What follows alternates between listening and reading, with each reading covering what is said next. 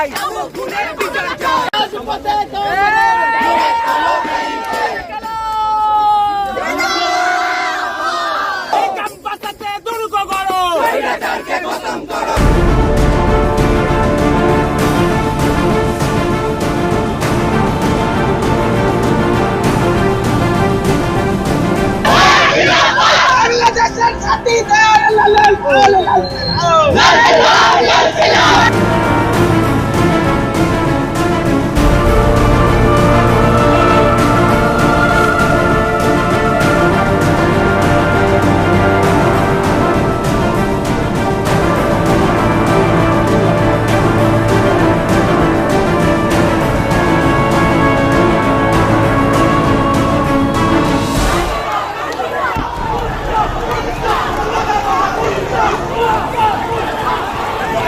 কিন্তু অন্যায় আজকে এইখানেও হিন্দু মুসলমান এই সমস্ত বলে দুটোকে ছেড়ে করে দিচ্ছে।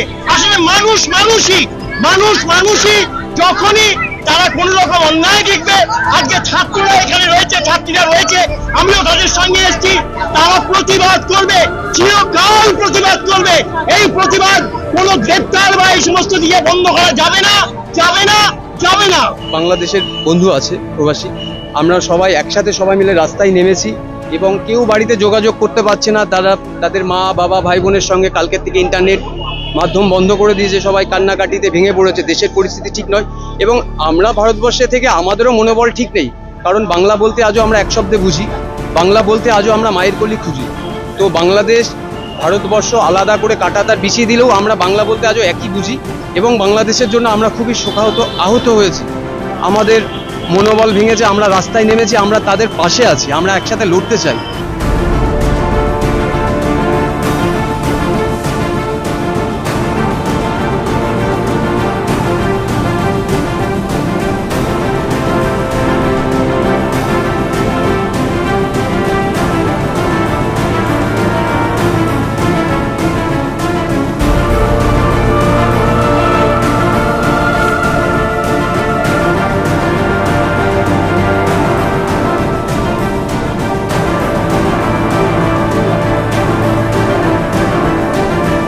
পশ্চিমবঙ্গের পুলিশ প্রশাসন তাদের কাছ থেকে এরা আমরা প্রত্যাশা করি না। যেখানে বাংলাদেশে ইতিমধ্যে 64র অধিক ছাত্রছাত্রী যারা খুন হলো সরকারের হাতে, তাদের বিচার চাইতে ছাত্ররা সেখানে উত্তাল। প্রতিদিন ছাত্র খুন হচ্ছে, শহীদ হচ্ছে, তাদেরকে টিয়ার গ্যাস বন্দুক দিয়ে আটকানোর চেষ্টা হচ্ছে। আর আজকে যখন ভারতবর্ষে পশ্চিমবঙ্গে কলকাতা শহর, যে কলকাতা শহরে আমরা আন্দোলনের রাস্তা জানি, আন্দোলনের নগর জানি, সেখানে ছাত্ররা যখন শান্তিপূর্ণ ভাবে ওই বাংলাদেশ হাই কমিশন অফিসের দিকে যাচ্ছে, তখন আমরা দেখলাম অদ্ভুত ভাবে এখানের শাসক বাংলাদেশের আওয়ামী লীগের সরকারের যে পুলিশ, সেই পুলিশের একই চরিত্র ধারণ করে তারা আজকে আমাদেরকে আটকাচ্ছে। আমাদের সহকর্মী ছাত্র বন্ধুদেরকে তারা টেনে হিচড়ে গ্রেফতার করছে। এটা আমরা প্রত্যাশা করি না, এটা অত্যন্ত নক্কারজনক, ধিক্কারজনক ঘটনা। হাসিনা সরকার, মমতা সরকার, যোগী সরকার, বিজেপির টোটাল কেন্দ্রীয় সরকার, এরা প্রত্যেকেই কিন্তু ফ্যাসিস্ট। এদের একটা মাত্র কাজ হলো যেন তেন ভাবে মানুষের বিক্ষোভকে, তাদের কখনো লাঠি মারছে, কখনো ওপর থেকে বম্বিং করছে, কখনো গুলি করছে।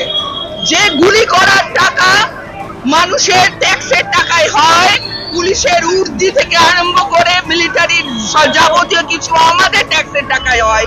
সেই ট্যাক্সের টাকায় তারা গুলিটা চালাচ্ছে, তারা ওপর থেকে বম্বিং করছে, মানুষের অধিকারকে তারা মাটিতে মিশিয়ে দিতে চাইছে। ওই মানে শাসক এতই স্বৈরতন্ত্র যে তাদের এই গণতান্ত্রিক দাবি এবং তাদের হাতে আমরা দেখি, তাদের মিছিলে কোনো বোমা বন্দুক পিস্তল আমরা দেখিনি, একদম সম্পূর্ণ গণতান্ত্রিক আন্দোলন।